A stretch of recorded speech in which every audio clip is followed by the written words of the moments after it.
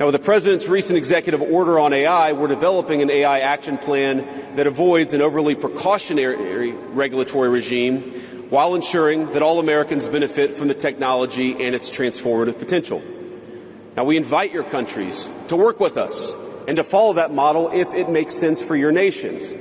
However, the Trump administration is troubled by reports that some foreign governments are considering tightening the screws on U.S. tech companies with international footprints. Now, America cannot and will not accept that, and we think it's a terrible mistake, not just for the United States of America, but for your own countries. Now, U.S. innovators of all sizes already know what it's like to deal with onerous international rules.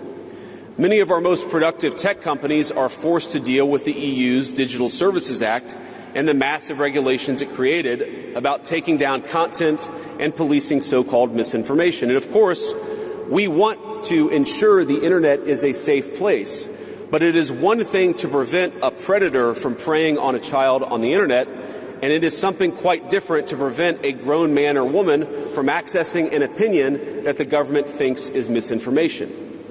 Meanwhile, for smaller firms, navigating the GDPR means paying endless legal compliance costs or otherwise risking massive fines.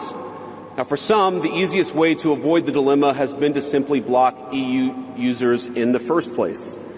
Is this really the future that we want? Ladies and gentlemen, I think the answer for all of us should be no. Now, there's no